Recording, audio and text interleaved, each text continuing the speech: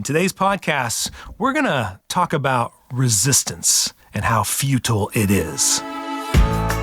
Welcome to the Art of Raising Humans.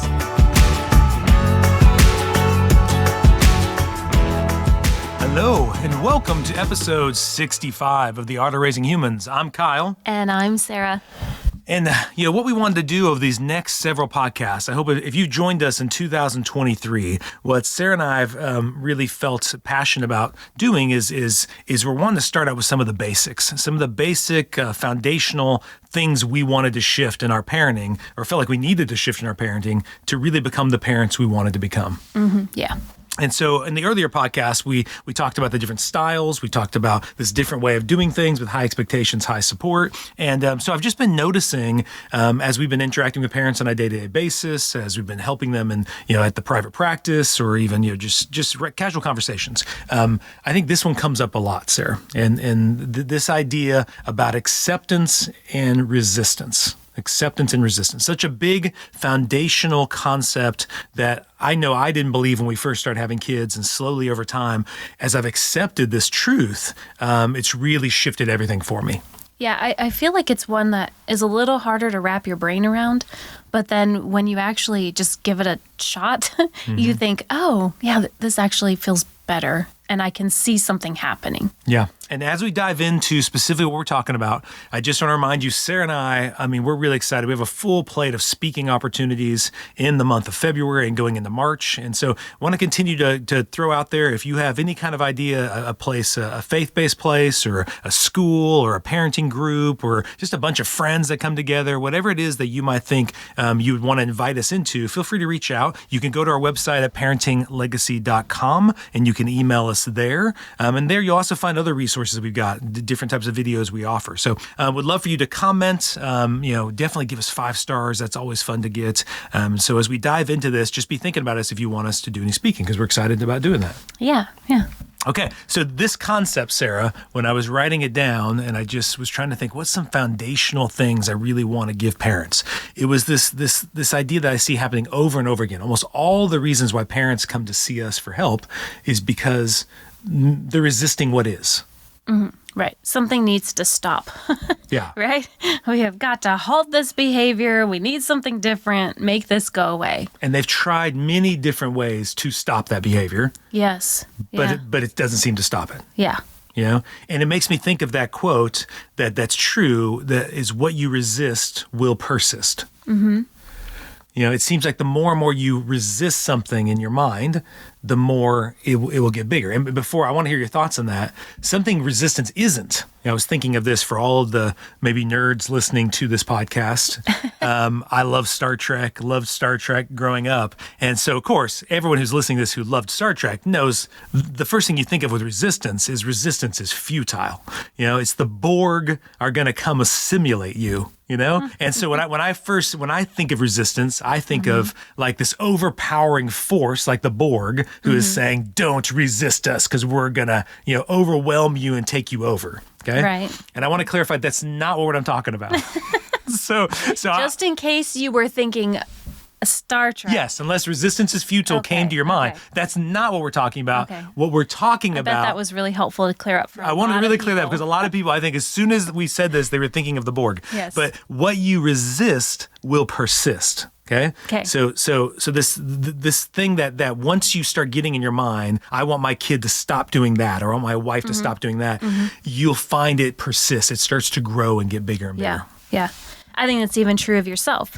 I want to stop doing this. I'm not going to do that anymore. I'm going to quit this. And then you find, obviously one really big obvious one is dieting. I'm not going to eat any more chips, or I'm not going to have sugar for, whatever. I'm not going to have sugar for a while. And then all of a sudden it seems like sugar's everywhere and you're thinking about sugar and that's actually true. That is in your brain. Yeah. And the same thing applies to behaviors. If we say, I want my kid to stop having temper tantrums or stop fighting with their siblings. Yeah. Then your brain is going to notice it all the time. Yeah. It becomes actually your brain hears fighting, kids are fighting, or they're, having temper tantrums or something like that. And your brain actually goes into gear of, seeing it more often and Yeah. looking for it. And even maybe when it's not even there or that big of a deal, your brain is so hyper aware of it and looking for it so much, it's going to seem bigger, seem more, seem worse. Yeah. And even carrying that to your child, Yeah. it won't actually work to tell them to stop, just like it doesn't work when we tell ourselves to stop and quit. Yeah, well, and another way I'm thinking of it, Sarah, the way what resists will persist is lots of times parents, if the kid is talking, quote unquote, disrespectfully to them, they will then come back and yell at them, or, they would, if anybody was watching that interaction, it would look disrespectful as well, right? Yeah. So that I will actually start to do the very behavior that I'm wanting to resist, Yes. Like I've given that example before about gratitude. There's been many times where I thought the kids were being ungrateful, and then my response or reaction to them lacked all gratitude. I was not grateful for them being alive and healthy, and that I wanted them to change so I could then appreciate them more. And that's the exact same thing they were saying, is they wanted that moment to change so they could appreciate more. So the lack of gratitude, I resisted that, and then it persisted. So I began to actually do the behavior I was trying to stop in the kids. And our brains just start to wire around those things. And that's what happens. It starts, we need to build more wires around this thing. Okay, all right, let's more connection, guys. Let's look for it. And it builds it instead of actually releasing it or bringing any change. Yeah, and then Dr. Becky Bailey would say, when we are doing resistance, it turns me against you. Okay, so now I'm opposed to you. It starts to cause me to shift down my brain. Okay, so if you haven't heard our discussion about the brain science, we do that back in our first few episodes, because it's really important to understand how the brain works. And when we start to resist, we actually start to go down. Dr. Siegel calls it going the downstairs, kind of down the elevator. Yeah. And we go to a lower, more like this part of us that's Primal, all about it's more instinctual. Some people call it the lizard brain or the monkey brain, whatever. It's this kind of like fight, flight, or freeze part of us that just wants to just overwhelm and intimidate. Yeah, it's more emotionally controlled, but not in the helpful way. Emotions have wonderful,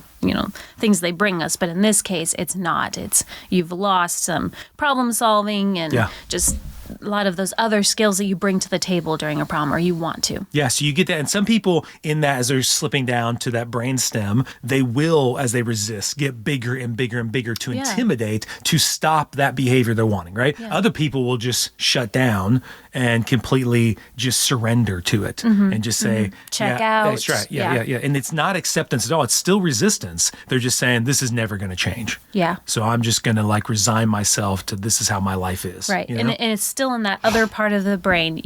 The moment you engage in that, your brain goes, oh no, something's going on here. Let's get, and it goes down into this as if you saw a bear or something like that. Sure. It's ready to attack.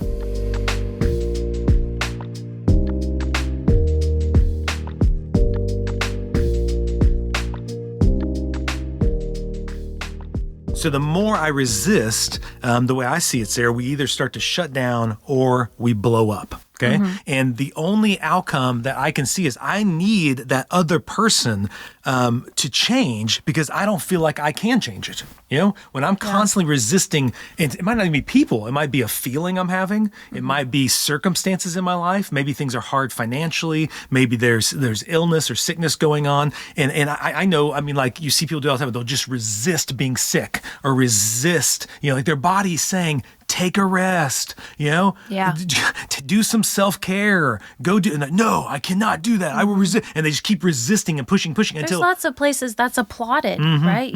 You go the extra. It's almost, it's. And then what happens when you keep doing it, eventually your body will force you to shut down because you cannot keep doing that, And so as you're trying to, as I'm thinking of feelings, I'm thinking how many times people come in the session who are resisting anxiety, they're resisting fear, they're resisting these things in hopes that it will change it, but they're really not resolving it. They're just pushing it down. They're just getting less aware of it, but it's still, it's almost like, I guess, another kind of Dr. Becky Bailey, I think this is her imagery is, or it might have been Markham said this, but it was like on your car, if your engine light was blinking, and you just I don't want to see that. So you just resisted it. Put some duct tape over. Put like a black legend, so I couldn't see it anymore, right? Yeah. So I resisted it, but it never changed. No, it's still there. Yeah, it's not until I accept it that I can actually do something about it. And I think that's a really great example of when it's I don't know, kind of just was harder for me to think, to wrap my brain around this and to think, wow, really? This is how it works? Because anxiety or those things are good examples of times where it actually can get bigger and build up the more you resist it. Yeah. It's the moment you can turn towards it that it then can actually resolve, diminish, and get better. Yeah. The reason why I think this is tricky, Sarah, because sometimes it seems like we can resist it and things do change. So kids throw in a tantrum, I get really mad at yell at them, and then that tantrum stops. Yeah. For some kids, right? And then you go, cool, look at that. Or you walk away, right? Yeah, you just leave them. Yeah. They're throwing their fit on the ground, you walk away. Yeah. And so I never really resolved anything, but it looks like by resisting what was happening, I didn't accept the emotion. I just resisted the emotion, The kid was feeling scared and I told the kid not to feel scared, get over it, just by resisting it. And so there are times it looks like it's working, but what we know about emotion is unless it is resolved, unless it gets an opportunity to actually be regulated and worked through, it just stays there. Yeah. It just gets stuffed somewhere else. And there's lots, if the listeners haven't heard of that, there's lots of books and things about how the body keeps score and holds those, usually these are associated with memories. So I'm kind of putting things together, but the memories, the feelings, the emotions, those do store inside our bodies and they don't go away. Like we just think if we don't look at it or talk about it or pay much attention to it, it eventually goes away because things calm down. Yeah. So it looks like it went away, but it wasn't really processed. Yeah. The one I'm thinking about that was really hard for me, Sarah, when I was working through this was our kids not sleeping. So especially when they were little babies, I mean, out of the three of them, I think all of them were pretty frequent waker uppers, right? Mm-hmm. And I remember being there and I feel so almost embarrassed to say it, but almost like wanting to scream to the heavens, put this baby to sleep, And I was getting so mad. And what's crazy about it, now that I know the brain science, I was actually making it harder for them to relax and go to sleep because I was sending all of this angry energy to this little baby who what is probably this? was in a growth spurt. Yes, yeah. And the baby's feeling all of this. And even though I wasn't yelling at the baby inside, I was so mad. I was just I wanted to resist this. I wanted the kid to just fall asleep, you know? And I wanted them to learn how to sleep through the night and wake up exactly when I wanted them to wake up. And the stinking kids wouldn't do that. Mm-hmm. And that led to a lot of angry moments. And I look back though, by our third, I mean, it took me that long, but by our third, I started accepting it more. Yeah. And I look back at those times with her, there were some really sweet moments at 3 a.m. when I was exhausted and I wish she would have been sleeping. But instead I'd be holding her and I'd have these crazy thoughts I guess this is how I learned to love her. I guess this is how she knows I love her, is I go through this with her. And it hit me, the other two kids, I just wanted to stop. But in these sweet moments, I'm like, I don't actually mind this. Mm-hmm. It's not that big a deal. We'll get through this. And maybe that's part of what it was. I started knowing we would get through this, Yeah, you survived it twice. I survived the other two. We'll do it. So maybe that helped me accept it more. Yeah. But I noticed how I probably missed a lot of sweet moments with the other two because I was resisting it. Mm-hmm. And so I realized, Sarah, when I'm resisting, I start taking the behavior personally. I start imagining it that this little baby or this kid is plotting against me and they're doing this. And I'm telling you, Sarah, that's how I know when I'm working with parents that they're resisting, is they will start to tell me a story about everything that kid's doing. They're doing it on purpose. Well, and that shows you when you're in that part of your brain too, you do feel that way, right? Your brain says, we're under attack, and that's what part of the resistance is, the shutting down or the getting bigger and getting upset, whatever your response is, it's your brain thinking you're under attack. Yeah. And so that is personal, right? Yeah. If you met a bear in the woods, that'd be the bear's going to eat me. It's personal. And it's the same thing with those resistant moments. It feels you're adversarial, you're against each other. Yeah. So it is, enemy is a strong word, but when you're in that moment with your child, it's you against them against you, who's going to win? Or, those kind of words even start to come up. Yeah. And where's the power? Who has the power? All those kind of dynamics are there, which are dynamics of you're under attack. Yeah. It's personal. So what we want to shift to is acceptance. Yeah. Okay, so first I want to start with what acceptance isn't, Sarah, and I want your thoughts on this. I put down, acceptance isn't just giving up. Yeah. Like you gave that example of, I think a lot of times parents think they are being accepting because they just walk away. and just don't give any attention to the thing. Yeah. They just like, if he starts doing that, I don't care. I just walk away. So that's not acceptance. That's still resistance. That's a shutting down. Yeah, there's a difference, and I think you feel that difference inside of you, because though you make it bigger, I can sometimes go into that space of just, I'm out. Yeah. And I also want to clarify, it's also not passivity. It's not permissiveness.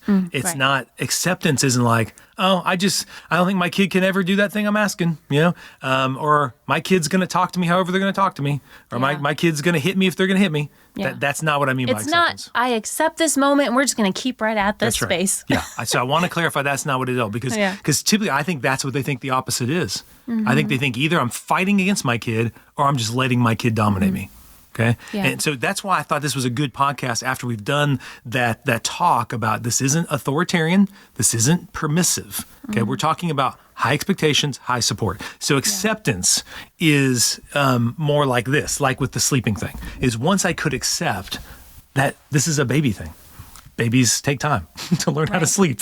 Once I knew that, and I got realistic expectations that someday we'll get there. Someday I know my kid will get there. I could relax and I could actually just enjoy the ride. And I could do things like go to bed earlier so I can wake up on time, right? Instead of going, why can't I still stay up till 11 watching Netflix and then my baby's still waking me up at 3? This is not right. I just maybe just go to bed at 9 and then get some sleep. And then if you wake up at 3, you're rested and you go, or trying to set up the circumstances to where I can be more successful within this time of learning through sleep. Yeah, I think that's a great example, because it's not like you just don't try to help your baby sleep and you said, where you're going to go to bed early, you're going to do things to set it up for success. So you're still doing something about it, but what happens internally is the game changer. Yeah. And now you're in a place of peace and you're in a place of creativity, and that the baby picks up on that. But honestly, even teenagers, this is going to be true of teenagers in some situation that they're in. You can do the same thing. Okay, is this a developmental stage? Because they're also, whatever it might be, pushing, trying to be independent, growing, exploring. Their brain is going through all kinds of things in the teenage years. You can still accept those moments, but it doesn't mean, they act however they want to act. Exactly. Then you're still coming in with boundaries, and you're still problem solving, and you're still going somewhere together, but you can do it from a place of peace and a place of working together instead of feeling like you've got to shut something down or stop something so that they can be a successful person.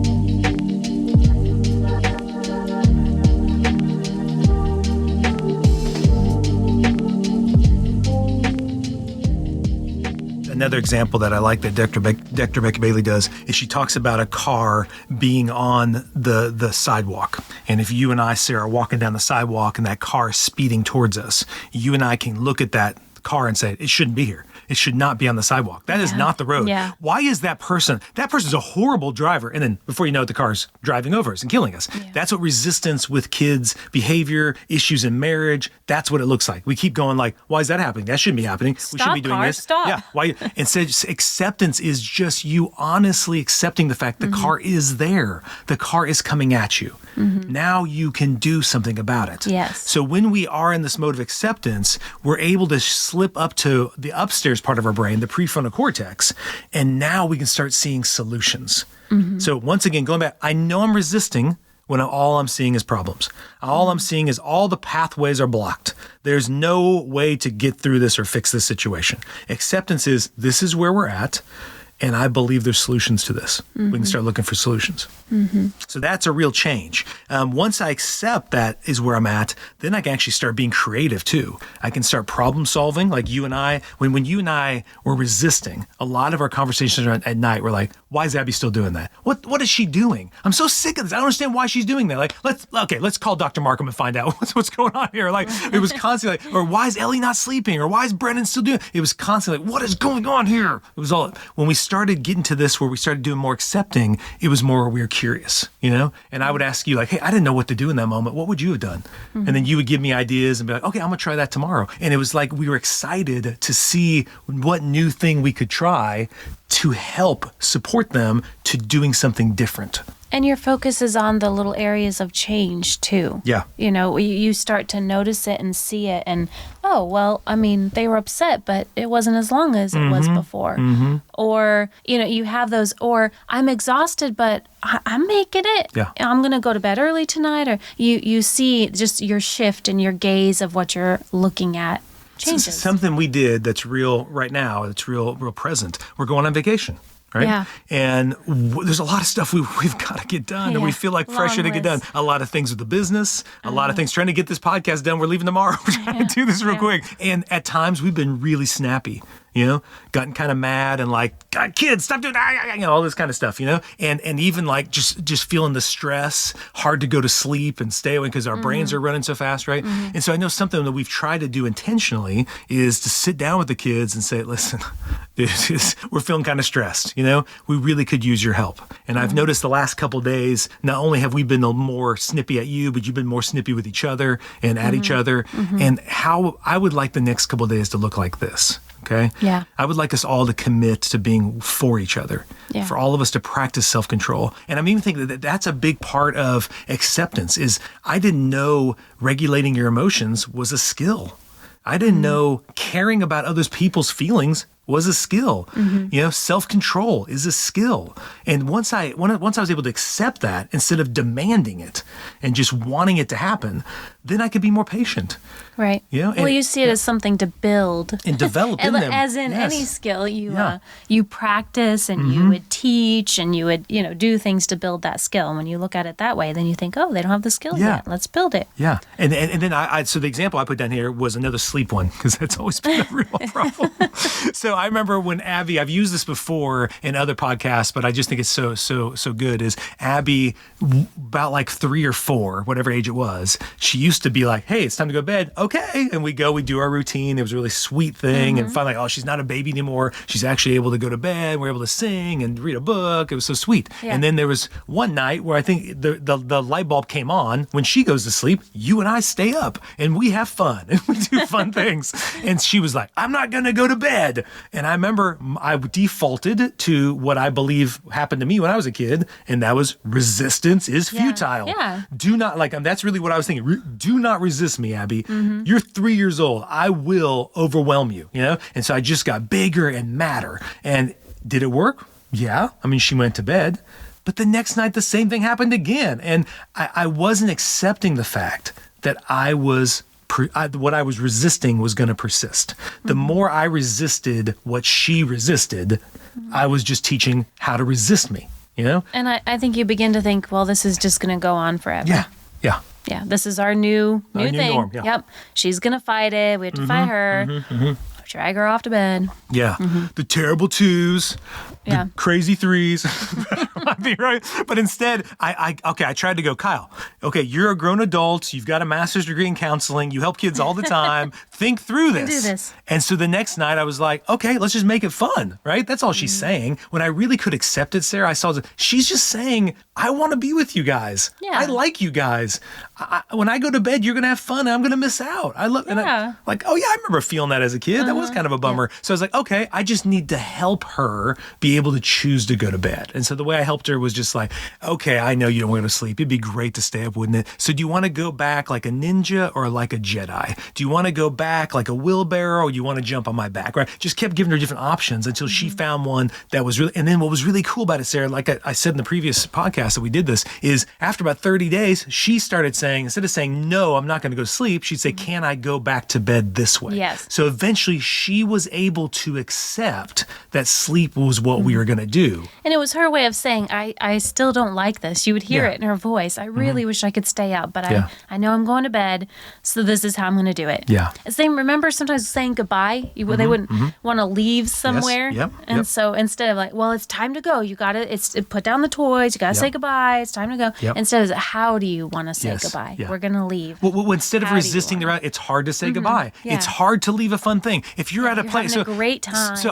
that's a great example for a lot of listeners. If your kid has a hard time leaving the playground, Why wouldn't they? Like, why wouldn't it be hard? You brought them there because it's fun. And so it's hard to leave that fun thing and understand that's a skill. The ability to say, I like doing this, but now we're going to go back and do this other thing that isn't as fun, but I can shift that. That is hard to do. Once I accept that. So a little fun thing Sarah and I do is, this was just stuff we just made up in our path of acceptance was, oh yeah, it's going to be hard for them to say goodbye. So what we'll do is give them an opportunity to pick one last thing. So we started saying, hey guys, you got 1 more minute. I want you to pick one last thing to do. And then they might go, oh, I know you guys want to stay, but what's your one last thing? Yeah, and we would get enthusiastic about it. Yeah. Or, we would go over it. Show me. Let me see. You're going to go down that slide? Yes. And do that with them and then whisk them away in a fun... So I want to end it with this sentence there. I said, once I started to accept the situation, once I started to accept the circumstances, once I started to accept my kid as the human being they are, because that's really what acceptance is. As a basis is, it's about loving your kid and accepting them as they are, or accepting your spouse as they are. When we're resisting, I'm looking at them as how I'd like them to be rather than as they are. So acceptance is about accepting them exactly where they're at. So once I can do that with my situation, my circumstances, I can then hold it loosely and realize that I'm not powerless. And this kid or this situation does not control me. I always have choices. There's always solutions. They will pick up on that too, and it will change for them. At first, you might see them, they're used to that resistance dance that you've been doing, so they jump right into action to resist you. But if you're not playing the game, if you're not doing the resistance, you'll see that shift in them as well. Yeah. Because they're like, wait, I thought we were resisting each other here, but you're not doing that. Yeah. And so it'll put them at ease too. It'll help them not go into that fight or flight mode either. And go, oh, we're calm. We're talking about this. And it'll, that dynamic and that relationship will shift. Well, I love it. Even Sarah, a lot of times I talk to parents. One of the most important things we do is follow-up conversations with the kids. And a lot of these kids that we help are resistant to that because they don't believe it's going to be helpful. So they're resisting the conversation because they believe the whole conversation is going to be about you resisting their behavior. Yeah, telling them how wrong they were. So the resistance will grow more resistance. Every time they resist us and we resist them back, they then learn how better to resist us. So it's through acceptance that real change always happens in relationship. Okay. So I hope that thought, I know it's a big one, but I hope we gave you some little nuggets and ways in which to understand it and think about it. And I encourage you to find little ways. Just start noticing, am I spending most of my day resisting my day? Am I resisting traffic? Am I resisting my coworkers? Am I resisting my kids? How can I start switching it to just accepting it? Like how can I accept traffic and just enjoy my drive to work or school? How can I accept being in the car line for 30 minutes at school, in the school car line? How can I accept that? And just make it a time that doesn't have to suck for me. Yeah. This is what is. Now what do I want to do going forward with it? Yeah. So it's such a great time talking this over with you. I really hope that helps all the families. Please share this podcast to other families you think this would be helpful to. We really want to grow the reach of this podcast so it can just be so beneficial to other families. So we hope you have a great day. Thank you for listening. The Art of Raising Humans podcast should not be considered or used as counseling, but for educational purposes only.